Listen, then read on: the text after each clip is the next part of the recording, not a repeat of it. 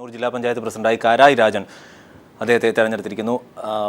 ജോഷില, ഏറെ രാഷ്ട്രീയ പ്രാധാന്യമുള്ള ഒരു സ്ഥാനലബ്ധി കൂടിയാണ് അത്. രാഷ്ട്രീയ കേരളം ഉറ്റുനോക്കുകയും ചെയ്ത, അതായത് രാഷ്ട്രീയ ഗൂഢാലോചനയുടെ ഭാഗമായി ഊരുവിലക്ക് വരെ കൽപ്പിക്കപ്പെട്ട രാഷ്ട്രീയ സാഹചര്യം നിലനിന്ന സാഹചര്യം കൂടി ഉണ്ടായിരുന്നു അദ്ദേഹത്തെ സംബന്ധിച്ച്. നിലവിൽ എന്താണ് വിവരങ്ങൾ?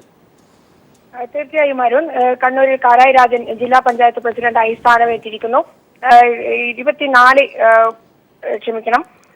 24-അംഗ ജില്ലാ പഞ്ചായത്തിൽ സ്വതന്ത്രർ ഉൾപ്പെടെ 15 പേരാണ് LDF-നുണ്ടായിരുന്നത്. എന്തായാലും കാരായി രാജൻ ഭൂരിപക്ഷത്തോടുകൂടി വിജയിച്ചിരിക്കുന്നു. വൻ ഭൂരിപക്ഷം അദ്ദേഹത്തിന് പാട്യം പഞ്ചായത്ത് ഡിവിഷനിൽ നിന്നും ലഭിച്ചിരുന്നു. അദ്ദേഹത്തെ CBI കള്ളക്കേസിൽ കുടുക്കി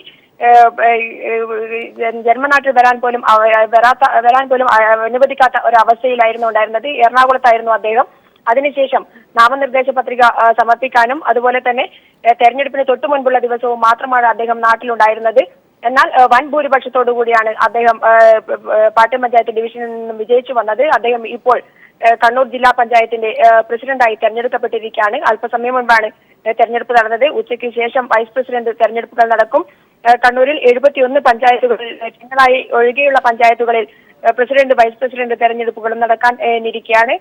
ഇതിൽ മറ്റൊരു പ്രശ്നം, മിക്കവാറും UDF-ന് ആധിപത്യമുള്ള പഞ്ചായത്തുകളിൽ വിമതശല്യം രൂക്ഷമായിരിക്കുകയാണ്. ഐ ഗ്രൂപ്പിനെതിരെയുള്ള പ്രശ്നങ്ങൾ രൂക്ഷമായി നടക്കുകയാണ്. വളപട്ടണം പഞ്ചായത്തിൽ A ഗ്രൂപ്പിൽ ഉള്ള KP വസന്ത ഇപ്പോൾ വോട്ട് ചെയ്യാതെ മാറി നിൽക്കുന്ന ഒരവസ്ഥയുണ്ടായി.